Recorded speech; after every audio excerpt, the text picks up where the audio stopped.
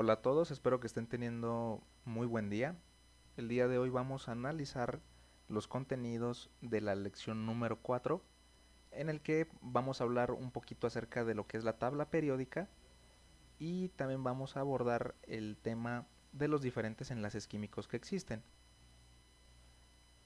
Bueno, para empezar, hablar que la tabla periódica es una herramienta que contiene de manera organizada y clasificada todos los elementos o sustancias puras que hoy día conocemos, ¿sí? Y hablar un poquito de los antecedentes. Al inicio hubo un científico llamado Jacob von Berzelius que propuso los símbolos de los elementos. Él dijo, vamos a ponerle la primera letra de su nombre del griego, ¿sí? Del latín, y si se llegara a dar el caso de que se repitieran, pues le ponemos una segunda letra. Tiempo después llegó otro científico llamado Johann Wolfgang que propone un primer sistema de organización en el que él ordenó los elementos en grupos de tres, ¿sí? En triadas, porque él, pues analizando los elementos, vio que entre ellos cada tres, pues había una similitud, pero pues esa no fue la forma definitiva de organizarlos. En 1866 llegó otro científico llamado John Alexander Newlands, que ordenó los elementos conocidos de manera creciente de acuerdo a su masa atómica. Y se dio cuenta que en muchos casos había una repetición de las propiedades químicas del octavo elemento con el primero. Sí, y esto fue a lo que él le llamó como ley de las octavas. Sin embargo, su propuesta pues no fue muy bien aceptada y fue incluso criticada porque pues este tipo de organización lo compararon mucho con el ordenamiento de la escala musical. Sí, y tiempo después, en 1869, llegó otro científico llamado Dmitri Mendeleev que ordenó los elementos en función de su peso atómico y sus propiedades químicas. En esta época, importante mencionar que se conocían apenas 63 elementos, por lo que él en su representación de su tabla periódica dejó algunos espacios en blanco porque él creía que faltaban todavía por descubrirse algunos elementos. Y bueno, sí, efectivamente, tiempo después se descubrió que efectivamente pues faltaban elementos por descubrirse. Y pues ya finalmente en 1912 llega otro científico llamado Moseley que ordenó los elementos químicos en función de la cantidad de electrones de cada uno. Esta cantidad de electrones que tiene cada átomo pues es lo que hoy día conocemos como el número atómico, que se representa con la letra Z. De hecho esto lo vamos a abordar a continuación y pues ya con el paso del tiempo pues se le ha ido dando un formato agradable para que cada vez resulte más sencillo la comprensión de la tabla periódica y aquí tendríamos una representación de cómo es una tabla periódica hoy día. Hoy día se conoce que existen 118 elementos. Y aquí entra un concepto bien interesante que es el de los isótopos. Pero, pues, ¿qué es un isótopo? Que no están incluidos en la tabla periódica. Bueno, pues un isótopo, así de una forma muy sencilla, es un átomo de un mismo elemento, pero que tiene diferente número de masas, ¿sí? Tiene diferente número másico. Y aquí tenemos el ejemplo de un isótopo del carbono, que es el carbono 12. ¿Sí? Al lado izquierdo del símbolo del elemento se pone en la parte inferior el número atómico. Recordemos que el carbono tiene 6 electrones y esos 6 electrones corresponden precisamente al número atómico. Este, como lo mencionamos anteriormente, se representa con la letra Z. Y en la parte de arriba tenemos el número de masa. El número de masa de un átomo está dado por la suma de los protones y de neutrones que tenga pues dicho átomo. Sí, en este caso, en el carbono 12, pues sería precisamente que tiene un número de masa de 12. Y bueno, ustedes estarán preguntando qué utilidad o qué función tienen los isótopos o si nada más existen por existir. Pues la respuesta es que sí tienen un uso. De hecho, no sé si ustedes han escuchado hablar de las edades de los fósiles. No sé si han escuchado tal vez en las noticias que se encontró un fósil que se estima que tiene tantos millones de años de antigüedad. Y bueno, sí, pero ¿cómo es que se determina qué edad realmente tiene ese fósil? ¿Cómo pueden estimar esa cantidad? Bueno, pues se hace a través de los isótopos de carbono 12 y carbono 14, precisamente, a través de un procedimiento que es bien interesante. Pero, por ejemplo, otro uso de los isótopos es para la obtención de energía nuclear, como ya lo habíamos mencionado anteriormente. Sí, aquí tenemos el ejemplo del uranio 238 y del uranio 235. Como podemos ver, la cantidad de protones que tienen el núcleo de estos átomos es el mismo, tienen 92 protones, pero difieren en su cantidad de neutrones. El uranio 238 tiene 146 y el uranio 235 tiene 143 neutrones, ¿sí? Y esta energía nuclear que se obtiene se utiliza para transformarla en energía eléctrica. ¿Sí? Esta es la función de los isótopos. La tabla periódica clasifica los elementos según grupos o familias, que vendrían a ser las columnas, y periodos o niveles de energía, que vendrían a ser las filas. De forma que cada columna que nosotros vemos aquí corresponde a una familia, ¿sí? O también grupo. Y cada fila que nosotros tenemos aquí vendría a ser pues un nivel de energía, o también llamado periodos. De igual modo, los clasifica según sus características en metales, no metales y semimetales. ¿Sí? Y aquí tenemos pues con colores la clasificación. Ustedes con calma lo analizan para que vean cuáles son los metales alcalinos, cuáles son los metales alcalino-térreos. Cada uno de ellos tienen propiedades muy parecidas entre ellos, es por eso que se organizan de esta forma. ¿Dónde íbamos? Así. Como sabemos, cada elemento cuenta con una configuración electrónica, pero debido al acomodo en periodos y familias, elementos con configuraciones electrónicas similares quedan agrupados en bloques de acuerdo a esta configuración en S, P, D y F.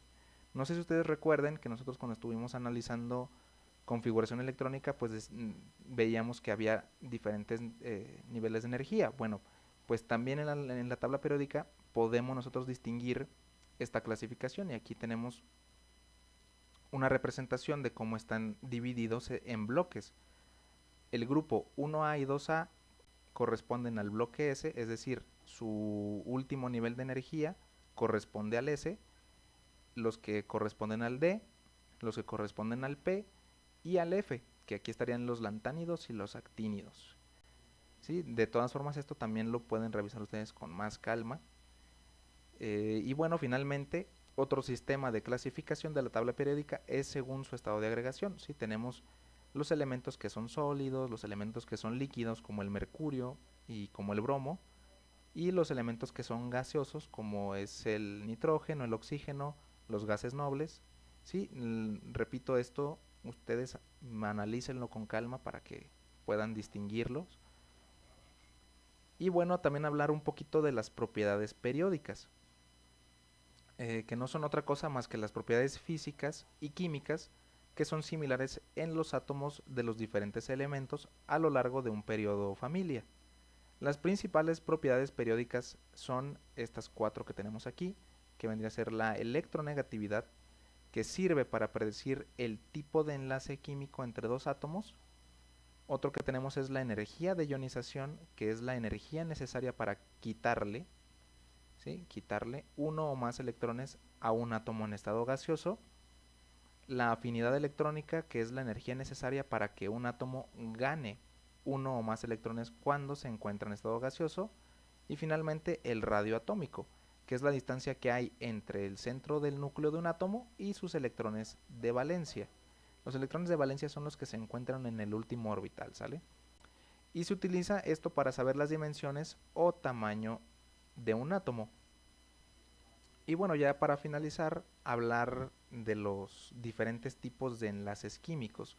Los enlaces químicos son las diferentes maneras en las que se pueden ver unidas las sustancias para la formación de un compuesto. Y existen pues diferentes tipos, que es el enlace iónico, tenemos por otra parte el enlace covalente y finalmente tendríamos el enlace metálico. El enlace iónico es una atracción electrostática entre dos átomos que son diferentes, es decir, tienen cargas opuestas, donde uno de los átomos es positivo y a este que tiene carga positiva le vamos a llamar catión y otro negativo al que nosotros vamos a llamarle anión. Este tipo de enlace implica que uno de los átomos va a ganar electrones que serán cedidos por el otro. Los compuestos formados de esta manera son llamados compuestos iónicos o sales, ¿sí? De forma común. Este tipo de enlaces se da para generar una estabilidad en los átomos. Y según un científico que tiene, que bueno, hizo muchos aportes a la química, llamado Lewis, la estabilidad se alcanza cuando se cumple con algo a lo que él llamó regla del octeto, que se refiere a que los átomos perderán o ganarán electrones para que su último nivel de energía cuente con 8 electrones. Y aquí tenemos un ejemplo bien sencillo eh, con el sodio y con el cloro. El cloro tiene 7 electrones de valencia, mientras que el sodio únicamente tiene un electrón de valencia. De forma que es mucho más sencillo creer que el cloro le quita un electrón al sodio para que éste complete su octeto, tenga 8 electrones de valencia y así alcance la estabilidad, ¿sí? Es muy descabellado creer que el sodio, que únicamente tiene uno, pues le quite 7 al cloro, ¿sí? Eso no va a suceder. De forma tal que cuando esto ocurra, el cloro está ganando carga negativa porque está ganando electrones. ¿Estamos de acuerdo? Y si sucede esto, pues ¿qué es lo que pasa? ¿Sí? Se vuelve un anión porque está ganando carga negativa. Por el contrario, el sodio, que tenía su único electrón y se lo quitan, pues está perdiendo carga negativa. Si pierde carga negativa, adquiere carga positiva y por lo tanto estaríamos diciendo que el sodio en este caso es el catión, ¿sí? El sodio el catión y el cloro el anión. Por otra parte tenemos los enlaces covalentes. Aquí los átomos comparten, esta es la palabra clave del enlace covalente. Aquí estamos hablando de que uno de los dos gana y el otro pierde, ¿sí? Pero aquí en el enlace covalente los átomos comparten uno o más pares de electrones para completar su octeto. Y bueno, este tipo de enlaces es común que los representemos mediante una rayita. Sí, aquí tenemos el ejemplo del metano. Tenemos el carbono con sus 4 hidrógenos y pues cada línea aquí representa el par de electrones que se están compartiendo, ¿sí? Entre el carbono y el hidrógeno. Y bueno, hay diferentes clasificaciones. Aquí pues al parecer hubo un error o no sé por qué no están incluidos, pero aquí los tenemos, ¿sí? Tenemos el enlace covalente polar, el enlace covalente no polar, el enlace covalente coordinado, el enlace covalente simple, doble o triple, y bueno, vamos a analizar así rápidamente cada uno de ellos. Para empezar, el enlace covalente polar es en el que hay una, pues eso, una polarización o distribución poco equitativa de los electrones que conforman la molécula. Y un ejemplo muy sencillo de una molécula polar, pues es precisamente la molécula del agua. Y aquí tenemos su representación. Si nosotros vemos de este lado, en el átomo de oxígeno, tenemos electrones. Y de este lado donde están los hidrógenos, no tenemos electrones.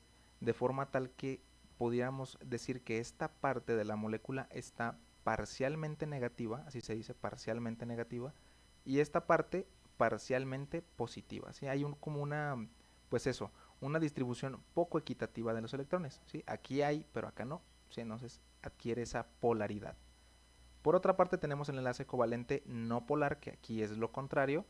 Ocurre cuando los pares de electrones se comparten entre átomos que tienen una electronegatividad igual o muy similar, lo que hace que se favorezca una distribución equitativa de los electrones, ¿sí?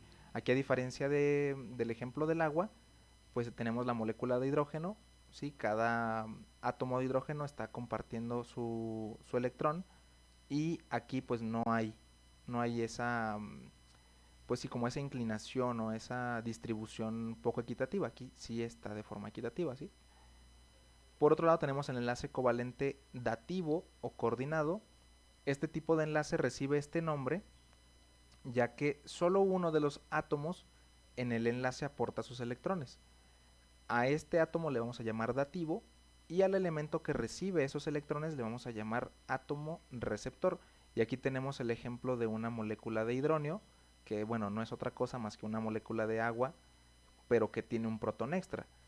Y aquí en este caso decimos que el oxígeno, si este es el átomo de oxígeno, está aportando un par de electrones y aquí tenemos el protón que únicamente lo que él está aportando es su orbital, ¿sí? Para alcanzar la estabilidad.